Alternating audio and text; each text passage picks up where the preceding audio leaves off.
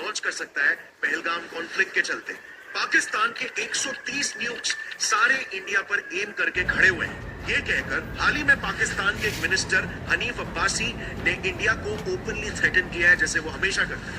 ये जो होरी, शाहीन, गजनवी, ये जो 130 एटॉमिक हमारे पास वेपन है, ये हमने हिंदुस्तान के लिए रखे हैं। और कोई आपने तमाशे करने पाकिस्तान के साथ, याद रहे कि शहीद जुल्फिकार अली भुट्टो ने इस मुल्क को न्यूक्लियर वेपन दिया था।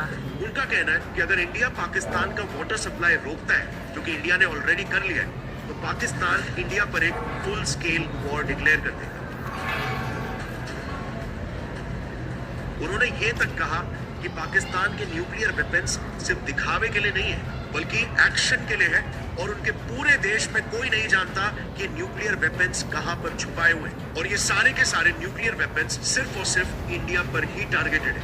ये जो 130 एटॉमिक हमारे पास वेपन है, और आपको पता ही नहीं कि हमने पाकिस्तान के किस किस हिस्से में रखे हुए हैं। ये दुनिया भी जानती है, आप भी जानते हैं, वरना आप तो इतने मक्कार बनिए हैं कि अभी तक पाकिस्तान के ऊपर कई दफा हमलावर हो चुके होते हैं। इवन पाकिस्तान के डिफेंस मिनिस्टर भी इंडिया को धमकी दे चुके हैं कि अगर इंडिया पाकिस्तान पर एक मिलिट्री एक्शन लेता है, तो Pakistan as a last resort India पर एक न्यूक्लियर अटैक जरूर करेगा।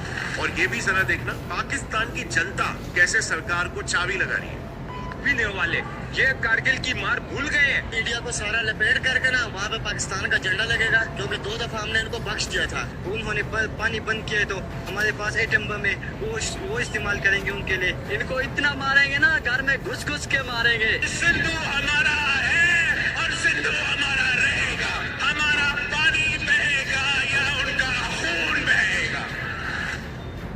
नाउ इससे पहले कि हम ये डिस्कस करें कि क्या पाकिस्तान वाकई में इंडिया में एक न्यूक्लियर अटैक लॉन्च कर भी सकता है, हमें सबसे पहले पाकिस्तान की न्यूक्लियर स्ट्रेंथ को समझना होगा। यह है पाकिस्तान के न्यूक्लियर आर्सेनल की latest list. 36 airborne, 126 land based और 8 सी बेस्ड। हर एक मिनिमम 12 किलो टन का है, मतलब हिरोशिमा पर गिराए हुए एक बॉम्ब, और हर एक मिसाइल मिनिमम 200 किलोमीटर से 1500 किलोमीटर तक के रेंज में लॉन्च किया जा सकता है। मतलब समझो इस सरगोधा लॉन्च साइट से एक शाहीन 1 लॉन्च किया जाए तो छोटी रेंज आराम से हमारे पूरे दिल्ली को वाइप आउट कर सकती है, और बड़ी रेंज वाली मिसाइल हमारे बिहार स्टेट। और वॉशिंगटन पोस्ट के हिसाब से पाकिस्तान के शाहीन 3 के रेंज में पूरा इंडिया तो छोड़ो, पाकिस्तान से इजराइल तक का कंप्लीट एरिया कवर होता है। अब यू नो व्हाट, किसी भी देश के लिए न्यूक्लियर वॉर को लॉन्च करना एक बहुत ही ड्रास्टिक स्टेप होता है। सो अगर हमें एकदम लॉजिकली इस मुद्दे को समझना है ना, तो हमें 3 एस्पेक्ट्स को कवर करना होगा। Number 1, can Pakistan afford it nationally? मतलब क्या पाकिस्तान के खुद के देश के हालत ऐसे हैं कि वो इंडिया पर एक न्यूक्लियर अटैक लॉन्च भी कर सकते हैं? Number 2, can Pakistan afford it internationally? Globally कौन से देश पाकिस्तान का इस न्यूक्लियर अटैक में साथ दे सकते हैं? And finally number 3, can Pakistan afford it legally? यानी कि न्यूक्लियर अटैक के पहले कौन से प्रोटोकॉल्स होते हैं, किन सिनेरियोज में एक न्यूक्लियर अटैक को लॉन्च किया जा सकता है? क्या लीगल एग्रीमेंट्स और जियोपॉलिटिकल प्रोटोकॉल्स के तहत पाकिस्तान इंडिया पर वाकई में एक न्यूक्लियर अटैक लॉन्च कर सकता है? Let's find out. 28 मई 1998 पाकिस्तान 6 सक्सेसफुल न्यूक्लियर टेस्ट करके विश्व का पहला इस्लामिक देश बन गया जिसके पास न्यूक्लियर वेपन्स आ चुके थे। मगर बहुत कम लोग ये जानते थे कि पाकिस्तान दुनिया की शायद इकलौती कंट्री हो जिसने ये न्यूक्लियर बॉम्ब्स बिना पैसे लगाए, बिना ज्यादा कुछ मेहनत किए, पूरा का पूरा जुगाड़ से हासिल किए। 1971 में भारत से जंग पूरी तरह हारने के बाद 1974 में पाकिस्तान को एक और शौक मिला, ऑपरेशन स्माइलिंग बुद्धा। भारत ने उसका पहला न्यूक्लियर टेस्ट कर लिया था। ये देखकर पाकिस्तान तिलमिला सा गया। उनके प्राइम मिनिस्टर जुल्फिकार अली भुट्टो ने ऐलान कर दिया कि चाहे पाकिस्तानियों को घास खाकर भी जिंदा रहना पड़े, लेकिन वो न्यूक्लियर वेपन बनाकर ही दिखाएंगे। पर पाकिस्तान वो अकेला देश नहीं था जिसे भारत के इस न्यूक्लियर टेस्ट से परेशानी हुई हो। चाइना भी इनसिक्योर हो चुका था, क्योंकि बांग्लादेश को आजादी दिलाने के बाद इंडिया को रीजन में एक सुपर पावर की तरह देख ही रहे थे। लेकिन इस न्यूक्लियर टेस्ट ने वो कंफर्म भी कर दिया, और इसीलिए चाइना ये बिल्कुल नहीं चाहता था कि उसका इन्फ्लुएंस यहाँ पर कम हो। ऊपर से 1960s के समय में अगर आपको याद होगा तो चाइना और यूएसएसआर के रिलेशंस टूट गए थे। तो चाइना किसी भी हालत में अपने दोनों बाजू में 2 न्यूक्लियर नेबर्स इंडिया और यूएसएसआर को बर्दाश्त नहीं कर सकता था। और इसीलिए फिर चाइना ने पाकिस्तान को न्यूक्लियर टेक्नोलॉजी देने में इतनी मदद की जितनी मदद शायद यूएस ने यूके और इसराइल के लिए भी नहीं किया। No other country in the world, repeat Rajiv, has done so much to nuclear arm or proliferate another country than China with Pakistan. The United States hasn't done it with Great Britain. Even to Israel developed their own. इस कहानी की शुरुआत होती है सन 1976 में। आमतौर पर एक न्यूक्लियर वेपन बनाने के लिए 4 स्टेजेस होते हैं। सबसे पहले पैसा लगता है, एक स्ट्रॉन्ग फाइनेंशियल बैकिंग चाहिए। दूसरा, यूरेनियम एनरिचमेंट के लिए डिजाइन्स और टेक्नोलॉजी। तीसरा, बॉम्ब बनाने के लिए बॉम्ब के डिजाइन्स। और चौथा और आखिरी, missile launchers. Starting with finance, Libya और सऊदी ने फाइनेंस वाला पूरा पार्ट सोलली संभाल लिया था।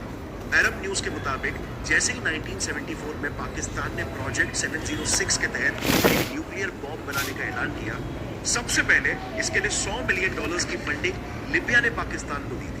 फिर आगे इस पूरे बॉम्ब के प्रोजेक्ट को सऊदी अरेबिया ने भी हेवीली फंड करके बैक किया। पैसे मिलने के बाद बारी थी अगले स्टेज यूरेनियम एनरिचमेंट की, जो ऑलरेडी पाकिस्तान के father of nuclear development AQ Khan ने पूरी कर दी थी। एनरिचमेंट क्या होता है, इसे आसान भाषा में अगर समझाऊं तो यूरेनियम चावल के दाने की तरह होता है। इसमें सारे के सारे दाने बॉम्ब ग्रेड यूरेनियम के नहीं होते, उसमें सिर्फ U-235 ही न्यूक्लियरली एक्टिव दाने होते हैं, जिन्हें बाकी के नॉर्मल दानों से फिल्टर आउट करना पड़ता है। इसे ही यूरेनियम एनरिचमेंट कहते हैं। सो खान, जो कि नेदरलैंड्स के यूरेनियम एनरिचमेंट फैसिलिटी में काम कर रहे थे, उन्होंने वहां से एनरिचमेंट टेक्नोलॉजी के सेंसिटिव डिजाइन्स को चुराकर पाकिस्तान में अपने गहोटा प्लांट में सेटअप किया। सो अब पाकिस्तान के पास फ्यूल था, अब उसे बस बॉम्ब बनाते कैसे हैं वो जानना बाकी था। और तभी चाइना पिक्चर में आता है। चाइना ने पाकिस्तान को अपना खुद का ट्राइड एंड टेस्टेड चिक-4 डिजाइन दे दिया। बट ये भी कम था क्या कि 26 मई 1990 को चाइना ने पाकिस्तान को उसका पहला न्यूक्लियर टेस्ट चाइना की जमीन पर करने की भी permission they the. Can you believe this? Pakistan का बॉम्ब चाइना के जमीन पर टेस्ट हुआ। बॉम्ब रेडी था, बस उसे लॉन्च करने की देरी थी। पर इसके लिए पाकिस्तान को जरूरत थी मिसाइल्स की, जो टेक्नोलॉजी पाकिस्तान को नॉर्थ कोरिया, और इसीलिए कई रिपोर्ट्स ऐसा क्लेम करते हैं कि पाकिस्तान ने जो खोरी मिसाइल टेस्ट किया था वो नॉर्थ कोरिया के नोडोंग मिसाइल से ऑलमोस्ट आइडेंटिकल थी। सो इन शॉर्ट अगर बताऊं तो पाकिस्तान का nuclear missile is made in China, made by Arabs and engineered by Khan, जिसमें ऑफ कोर्स एक बड़ा रोल डच और नॉर्थ कोरियन टेक्नोलॉजी का भी था। ये थी पाकिस्तान की short history. Now coming to nuclear attack on India. So इसमें इंटरनेशनल सपोर्ट तो छोड़ो, क्या पाकिस्तान के पास अपनी खुद की जनता का भी सपोर्ट है? जरा इस मैप को देखें। पिछले 1 साल में पाकिस्तान में इतने अटैक्स हो चुके हैं और जान 2024 से लेकर अब तक पाकिस्तान के 1000 मिलिट्री सोल्जर्स की इन अटैक्स की वजह से जान भी जा चुकी है। रीजन, इन प्रोविंसेस में कई दशकों से सेपरेटिस्ट मूवमेंट्स जारी है और एक तरह से आप ये भी बोल सकते हो कि पाकिस्तान के इन प्रोविंसेस की जनता बस एक मौके की तलाश में है पाकिस्तान से अलग होने के लिए, और पहलगाम अटैक करके पाकिस्तान ने उन्हें वो मौका शायद से दे भी दिया। तभी तो इन इलाकों में अभी एकदम से मैसिव प्रोटेस्ट छिड़ने लगे। आइए एक झलक दिखाता हूँ सिंध से स्टार्ट करके। पाकिस्तान की एक सबसे बड़ी वीकनेस है कि इंडिया कभी भी उनके साउथ वेस्ट में नेवल ब्लॉकेट कर सकता है। जैसे हमने 1999 में कराची पोर्ट को ब्लॉक किया था, जिससे पूरे देश में इंपोर्ट्स और एक्सपोर्ट्स रुक जाएगा और पाकिस्तान बाकी की दुनिया से इकोनॉमिकली पूरा आइसोलेट हो जाएगा। लेकिन सबसे आयरॉनिक बात तो ये है कि इंडिया से पहले खुद पाकिस्तान की जनता ने ही कराची पोर्ट को ब्लॉक कर दिया है।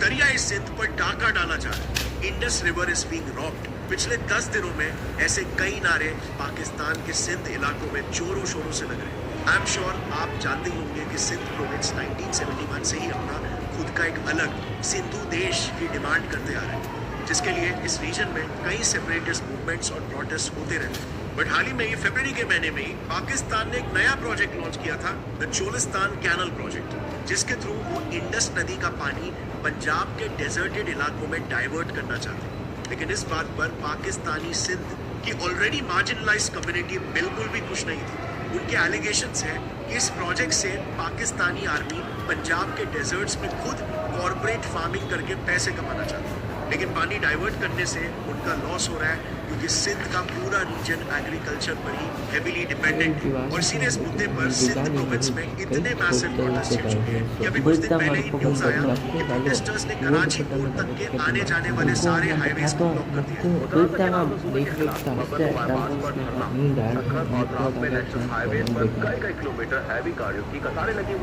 नाउ इवन तो पाकिस्तान में और भी पोर्ट्स हैं, लेकिन कराची पोर्ट पाकिस्तान का by far the largest port है जहां पर इंपोर्ट और एक्सपोर्ट का ट्रैफिक बहुत हाई है।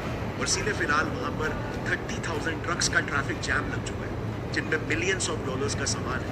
इसी जाम में 1000 फ्यूल टैंकर्स भी फंसे हुए हैं, जिस वजह से अगर ये ब्लॉक क्विकली क्लियर नहीं हुआ तो पाकिस्तान में जल्द ही एक major fuel crisis plus manufacturing crisis भी आ सकता है। एंड ऑफ कोर्स ये पाकिस्तान की ऑलरेडी क्रिपलिंग इकोनॉमी। तो ठीक पहलगाम कॉन्फ्लिक्ट के बाद से यहाँ पर पाकिस्तानी मिलिट्री पर टेररिस्ट अटैक्स होना और ज्यादा जोरों शोरों से शुरू हो चुका है। अब कुछ दिन पहले ही बलोच लिबरेशन आर्मी PLA, जो बलूचिस्तान रीजन की एक रिबेल ग्रुप है, उन्होंने 25 अप्रैल 2025 को सिर्फ 24 घंटों में ही यानी कि एक दिन में ही PLA ने पाकिस्तानी मिलिट्री पर 3 IED ब्लास्ट किए जिसमें 10 पाकिस्तानी सोल्जर्स की मौत हो गई। इसके जस्ट एक महीने पहले 18 मार्च 2025 को PLA ने पाकिस्तान के एक आर्मी कॉन्वॉय पर ही हमला कर दिया था। अब अगर PLA की माने तो ये हमला हमारे देश में हुए पुलवामा हमले से भी बड़े स्केल का था क्योंकि इसमें 90 पाकिस्तानी सोल्जर्स मारे गए। PLA claims to have killed 90 Pakistani military personnel in the attack. Again, historically he Balochistan province के भी पाकिस्तान के साथ कुछ खास रिश्ते नहीं है। दरअसल आजादी के बाद से ही बलूचिस्तान के राजा, जिसे खान ऑफ कलत भी बोलते थे, वो या तो एक नया देश बनाना चाहते थे या फिर भारत या अफगानिस्तान के साथ जुड़ना चाहते थे और पाकिस्तान से जुड़ने का उनका कोई भी इरादा नहीं था। पर पाकिस्तान के प्रधानमंत्री जिन्ना ने धोखे से एक आर्मी ऑपरेशन करके बलूचिस्तान को एनेक्स कर लिया। और बाय द वे ये इन्फॉर्मेशन मैंने पाकिस्तान जर्नल ऑफ रिसर्च से ही निकाला है, सो कोई फॉरेन बायस सोर्स नहीं है। सो इस एनेक्सेशन से जाहिर है वहाँ की जनता आज तक खुश नहीं है। इसीलिए बलूचिस्तान प्रोविंस से कई रिबेल ग्रुप्स पनप चुके हैं जिनका सिर्फ एक ही मकसद है, पाकिस्तान से हर हाल में आजादी। वैसे तो PLF, PRA, UBF, लश्कर बलूचिस्तान, PSO आजाद ऐसे 19 रिबेल ग्रुप्स हैं, लेकिन इसमें से जिस ऑर्गेनाइजेशन ने पाकिस्तान को सबसे ज्यादा नुकसान पहुंचाया है वो है बलोच लिबरेशन आर्मी। पाकिस्तान से आजाद होने के लिए हर साल BLA पाकिस्तान में कम से कम 150 से 200 टेररिस्ट अटैक्स को अंजाम देता है एवरी ईयर। और ये 2020 के बाद से तो 4 गुना बढ़ चुका है। और जाहिर है अभी अगर इंडिया पाकिस्तान वॉर होता है जिसमें ऑलरेडी पाकिस्तान एक बहुत ही वीक पोजीशन पर है, तो BLA के लिए ये अपने मंसूबों को अंजाम देने के लिए एक गोल्डन अपॉर्चुनिटी होगी, क्योंकि इसी टाइम पर बराबर पाकिस्तान के एक दूसरे रीजन खैबर पख्तूनख्वा से TTP भी पाकिस्तानी आर्मी पर हमला करने के लिए तैयार बैठी है। अभी 2 से 3 दिन पहले ही 28 अप्रैल को उन्होंने खैबर रीजन में एक बॉम्ब ब्लास्ट किया जिसमें 6 लोगों की मौत हो गई। यही नहीं, उसी दिन खैबर के वजीरिस्तान डिस्ट्रिक्ट जो अफगान बॉर्डर्स के करीब है, वहां पर भी 54 तालिबानीज ने घुस के पाकिस्तान की मिलिट्री पर हमला किया। Well, in other news, the Taliban has opened a war front along Pakistan's volatile border. Khyber region से भी कई एंटी पाकिस्तान टेररिस्ट ऑर्गेनाइजेशंस जन्मे हैं, जैसे जमात उल अहरार, लश्कर इस्लाम, आईसिस, खुरासान, ऐसे 21 टेररिस्ट ऑर्गेनाइजेशंस हैं। लेकिन इनमें सबसे प्रोमिनेंट है तहरीक-ए-तालिबान पाकिस्तान (TTP), जिसका एक ही मकसद है खैबर प्रोविंस को आजाद करके पाश्तूनिस्तान देश बनाना। सो मान लो अगर आगे इंडिया पाकिस्तान के टेंशन्स बढ़ जाते हैं तो इस TTP ने भी बहती गंगा में हाथ धोना ही है। और अभी तो POK से ही 3-4 दिन पहले ही न्यूज आई है कि माइंस एंड मिनरल्स बिल को लेकर POK में हजारों की तादाद में लोग प्रोटेस्ट पर उतर आए हैं, क्योंकि जनता के एलिगेशन है कि पाकिस्तान कहने को तो POK को आजाद कश्मीर बोलता है, लेकिन वो इस बिल को लेकर POK के रिच मिनरल रिसोर्सेज को अपने फायदे के लिए यूज करना चाहता है। Thousands of people, it seems, coming together, protesting against the Pakistani regime. So basically, internally Pakistan चारों तरफ से घिर चुका है। जितने भी पाकिस्तानी स्टेट्स हैं, सबके सब कॉन्फ्लिक्ट में। एंड इकोनॉमिकली उनकी क्या हालत है इस पर तो आई डोंट थिंक मुझे बात भी करनी चाहिए, बट फिर भी मैंने अपने इस वीडियो में उसे ऑलरेडी डिटेल में कवर किया है। जैसे आप चाहते हो तो इस वीडियो के बाद ऊपर आई बटन पर क्लिक करके चेकआउट कर सकते हो कि पाकिस्तान की at this very moment economically क्या हालत चल रही है। अब समझते हैं ऑफिशियल लीगल प्रोटोकॉल्स के तहत क्या पाकिस्तान इंडिया पर एक न्यूक्लियर अटैक लॉन्च कर सकता है। सो इसमें इंडिया की तरफ से न्यूक्लियर वेपन्स कभी भी पहले यूज नहीं होंगे, क्योंकि इंडिया की सिंपल न्यूक्लियर पॉलिसी है, no first use of nuclear weapons policy. But God forbid अगर न्यूक्लियर वॉर होता है तो वो 100% पाकिस्तान की साइड से ही इनिशिएट होगा। तो सबसे पहले ये समझो कि इंडिया और पाकिस्तान दोनों भी उठ के न्यूक्लियर मिसाइल लॉन्च नहीं कर सकते। न्यूक्लियर मिसाइल छोड़ो, नॉर्मल मिसाइल टेस्ट के लिए भी दोनों देशों के बीच पूरे लीगल प्रोटोकॉल सेट है। इंडिया और पाकिस्तान दोनों देशों ने कई nuclear confidence building measures sign किए हुए हैं, जैसे ये सारे, जिनके तहत दोनों देशों को कुछ मेजर्स लेने होते हैं इंटरनेशनली दूसरे देशों को कॉन्फिडेंस में रखने के लिए। जैसे इस एग्रीमेंट के तहत दोनों देशों को हर साल 1 जनवरी को एक दूसरे को अपने न्यूक्लियर इंस्टॉलेशंस की लिस्ट देनी होती है, ताकि कोई भी कंट्री दूसरे के न्यूक्लियर फैसिलिटी पर अटैक न करे। इस एग्रीमेंट के तहत दोनों भी देशों को अपने मेजर मिसाइल टेस्ट के बारे में पहले से ही नोटिफाई करना होता है, स्पेशली तब जब ये बॉर्डर के पास हो, जिससे कि सडन मिसअंडरस्टैंडिंग और पैनिक अवॉइड हो सके। आज तक इतने साल इंडिया पाकिस्तान के बीच रिलेशंस खराब रहे, पर इन प्रोटोकॉल्स को दोनों भी देशों ने बंद नहीं किया है, नॉर्मल टेस्ट मिसाइल लॉन्चेस के लिए भी। तो इस हिस्ट्री को कंसिडर करते हुए न्यूक्लियर मिसाइल्स ऐसे ही डायरेक्ट फायर करना काइंड ऑफ इम्पॉसिबल ही लग रहा है। अब कुछ लोग ऐसा सोच सकते हैं कि वो पाकिस्तान है और वॉर के समय में everything is fair for Pakistan. तो चलो उस पॉसिबिलिटी को भी एनालाइज करके देखते हैं। दुनिया के जितने भी न्यूक्लियर देश है ना, उन सभी देशों में से कोई भी ऐसे ही सीधा उठकर डायरेक्टली फायर नहीं कर सकता। इन सब की एक न्यूक्लियर कमांड अथॉरिटी होती है, जिसमें उस देश के टॉप ब्यूरोक्रेट्स, आर्मी चीफ्स और पॉलिटिशियंस होते हैं। सो इस कमेटी के अप्रूवल के बाद ही डिसीजन उस देश के पीएम के पास फाइनल अप्रूवल के लिए पहुंचता है। अब यहाँ पर एक इंटरेस्टिंग बात यह है कि हर देश के पीएम के पास कुछ सीक्रेट लॉन्च कोड्स होते हैं। इसे यूएस के केस से समझते हैं। जब प्रेसिडेंट शपथ लेता है तब उसे एक स्पेशल सूटकेस दिया जाता है, जिसे न्यूक्लियर फुटबॉल बोलते हैं। Donald Trump will be handed the nuclear codes today as defense leaders brief him about how to unleash America's nuclear weaponry on the world. इसमें टोटल 5 चीजें होती हैं। एक फोन जो डायरेक्टली उनके मिलिट्री कमांड सेंटर से जुड़ा होता है, फिर 3 बुक्स जिसमें एक मैनीला फोल्डर है जो लॉन्च प्रोसीजर्स को बताता है, ब्लैक बुक जिसमें प्री प्लान साइट्स होती है, और तीसरी बुक क्लासिफाइड लॉन्च साइट्स के डिटेल्स की होती है, और आखिरी और सबसे इंपॉर्टेंट चीज इस बैग में होता है न्यूक्लियर बिस्किट। इसमें सारे सीक्रेट न्यूक्लियर कोड्स लिखे होते हैं। ये बैग इतनी इंपॉर्टेंट है कि इस बैग से एक हथकड़ी भी जुड़ी होती है, और प्रेसिडेंट का कॉन्वॉय इस बैग को हमेशा साथ में ही कैरी करता है। और जब सिचुएशन आ जाए, प्रेसिडेंट को उनके आर्मी चीफ को ये सीक्रेट न्यूक्लियर कोड देना होता है, और उसके बाद ही वेपन लॉन्च हो सकता है। सो ऑफिशियली अगर देखा जाए तो कुछ ऐसे प्रोटोकॉल्स हर कंट्री में फॉलो होने के बाद ही एक न्यूक्लियर अटैक इनिशिएट हो सकता है। लेकिन इंडिया और पाकिस्तान के केस में लॉन्च का थोड़ा सा अलग प्रोसीजर है। ऑफकोर्स हाँ, पाकिस्तान को भी ढेर सारे अप्रूवल्स और चेन ऑफ कमांड्स को फॉलो करने की जरूरत है, जिसके बाद ही उन्हें न्यूक्लियर कोड्स मिलते हैं। पर इसके बावजूद भी वो तुरंत अटैक लॉन्च नहीं कर सकते। ये चार्ट जरा देखिए, इसमें सिर्फ 5 countries Russia, US, UK, France और चाइना को छोड़कर सबके न्यूक्लियर वेपन्स नॉन मेटेड है, इंक्लूडिंग इंडिया एंड पाकिस्तान के। अब नॉन मेटेड का मतलब बॉम्ब, मिसाइल और नॉन साइड, ये तीनों अलग अलग होते हैं। इसे पाकिस्तान के न्यूक्लियर एस्टैब्लिशमेंट के मैप से समझते हैं। इन केस इंडिया पर न्यूक्लियर अटैक करने का पाकिस्तान डिसीजन फाइनल कर भी लेता है, तो पाकिस्तान को इस डेरा गाजी न्यूक्लियर कॉम्प्लेक्स से बॉम्ब को यहाँ पर इतनी दूर तारानावा मिसाइल कॉम्प्लेक्स में असेंबल करने ले जाना है, और उसके बाद असेंबल्ड मिसाइल उन्हें इन मसरूर और शहबाज जैसे लॉन्च पैड्स पर ले जाना। ये कोई मिनटों का काम नहीं होती। इसमें बेसिकली पाकिस्तान को हैवी मूवमेंट करना पड़ेगा।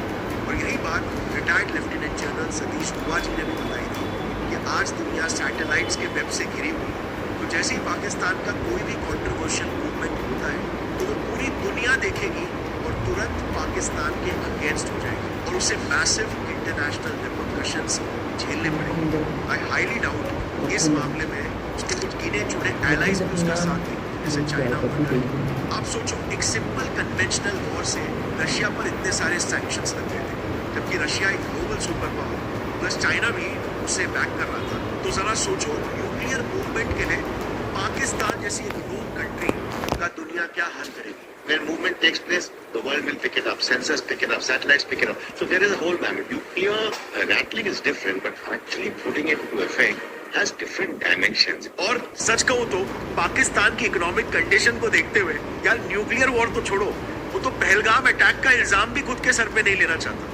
इसके अलावा अगर हम CIA जैसे क्रेडिबल एजेंसीज के इन्वेस्टिगेशन के रिपोर्ट को भी देखें तो अभी रिसेंटली 6 से 7 दिन पहले US ने भी लेट 1990s का अपना एक सीक्रेट CIA डॉक्यूमेंट डीक्लासिफाई किया था। उसमें भी उन्होंने लिखा था कि तभी भी इंडिया और पाकिस्तान के बीच न्यूक्लियर वॉर होने के सिर्फ 20% के चांसेस थे, जब पाकिस्तान की इकोनॉमिक कंडीशन अभी से तो बेहतर ही हुआ करती थी और तभी इन दोनों देशों के बीच में लेजिट ऑफिशियल वॉर्स चल रहे थे। इनफैक्ट अभी 2016 में उरी सर्जिकल स्ट्राइक और 2019 में बालाकोट एयर स्ट्राइक में भी तो इंडिया ने पाकिस्तान में घुस के हमला किया था। तभी भी तो उनके पास मौका था, पर न्यूक्लियर अटैक तो छोड़ो, उन्होंने काउंटर अटैक तक नहीं किया। एक्चुअली आज सभी ये बात ऑलमोस्ट जान ही चुके हैं कि पाकिस्तानी गवर्नमेंट और आर्मी बस उनके देश के इकोनॉमिक कोलैप्स और उनके आर्मी के रोजमर्रा के करप्शन को छुपाने के लिए ये सब अटैक्स करवाते रहती है। अभी पाकिस्तान के एक सीनियर जर्नलिस्ट जिनको उनके बड़े मिनिस्टर्स तक सोशल मीडिया पर फॉलो करते हैं, सोशल मीडिया पर आदिल के 16 लाख फॉलोअर्स हैं। PPP के प्रमुख और सरकार के इंतजार बिलावल भुट्टो जरदारी भी आदिल को फॉलो करते हैं। उन्होंने बताया कि ये पूरा Pahalgam attack Pakistani army chief Asim Munir के द्वारा करवाया गया था, क्योंकि वो उस पर चल रहे केसेस का ध्यान डाइवर्ट करना चाहता था। पाकिस्तान के सेना प्रमुख आसिम मुनीर के इशारे पर ही पहलगाम में आतंकी हमला हुआ है। ये खुलासा किसी और ने नहीं बल्कि पाकिस्तान के ही वरिष्ठ पत्रकार आदिल राजा ने किया। आदिल राजा ने पाकिस्तान के खुफिया सूत्रों के हवाले से कहा है कि आसिम ने जानबूझकर पहलगाम में हमला कराया है, जिससे उसके खिलाफ चल रहे मामले को शांत किया जा सके। और टू बी ऑनेस्ट, और मुझे कहते हुए भी ये बुरा लगता है कि उनकी जनता भी इस जाल में फंस रही है। ये लोग इकोनॉमी छोड़कर भारत से जंग लड़ने चल रहे हैं। ढूंढ के निकाल के मारेंगे, ये हम भी पाकिस्तानी हैं। दिल्ली के गेट पे जाके पाकिस्तान का झंडा। विश्वराम ने इनको चाय पिलाई, इस बार रोटी बिस्किट सब के साथ खिला के वापस दान तोड़ के वापस भेजेंगे अपने। पर कोई भी सरकार से ये सवाल नहीं उठाता कि उनका पिछला आर्मी चीफ बाजवा अचानक से टर्म खत्म होते ही बिलियनर कैसे बन गया भाई, जबकि उनका देश तो ऑलमोस्ट हर साल हाथ पैर जोड़कर IMF से लोन लेते रहता है। और इसीलिए हाई चांस है कि पूरा पहलगाम अटैक इंटरनल डिसेबिलिटीज को मास्क करने के लिए, को छुपाने के लिए सेल्फिशली मोटिवेटेड मूव था।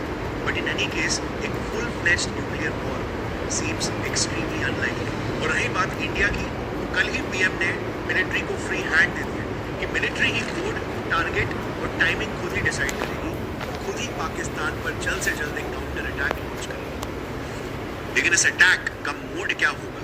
Air strike, surgical strike, unknown gunman killings या full scale war? This only time can tell. But पता नहीं क्यों मुझे एक स्ट्रॉन्ग फीलिंग आ रही है कि एक डिसेंट परसेंटेज चांस है कि शायद POK पर कुछ एक्शन हो सकता है। If not this, then I strongly feel क्या ये पाकिस्तानी आकाओं पर कुछ एक्शन लेना चाहिए। ये जो जनरल्स बैठते हैं और जो पूरी की पूरी साजिश रचते हैं, और जो टेररिस्ट सपोर्टर्स और सिंपथाइजर्स हैं, या फिर टेररिस्ट ऑर्गेनाइजेशंस के जो हेड हैं, क्या at the end of the day यही लोग पूरा का पूरा षड्यंत्र रचते हैं। और US ने भी ऐसे ही बदला निकाला था। खैर, सरकार जो भी एक्शन ले, बट आज हर इंडियन इसका बेसब्री से इंतजार कर रहा है, क्योंकि अब भारत बदल चुका है। ये नया भारत कड़ी निंदा वाला भारत नहीं है, बल्कि कड़ी कार्रवाई वाला देश बन चुका है। ये नया भारत सब्र करने वाला देश नहीं, बल्कि सबक सिखाने वाला देश बन चुका है। जय हिंद। जैसलमेर से भी खबर आ रही है, वहां भी पूरी तरह ब्लैकआउट है। हमले में किसी तरह का कोई नुकसान नहीं है। रक्षा विभाग ने बयान जारी किया है, हम हमले के लिए पूरी तरह से तैयार थे। हम हमले के लिए पूरी तरह से तैयार थे और तैयारी का नतीजा ये है कि हमले को नाकाम कर दिया गया है। राजस्थान के जैसलमेर में भी धमाके की खबर आ रही है। राजस्थान के जैसलमेर में भी धमाके की बड़ी खबर आ रही है। राजस्थान के जैसलमेर से जैसा बता रहे थे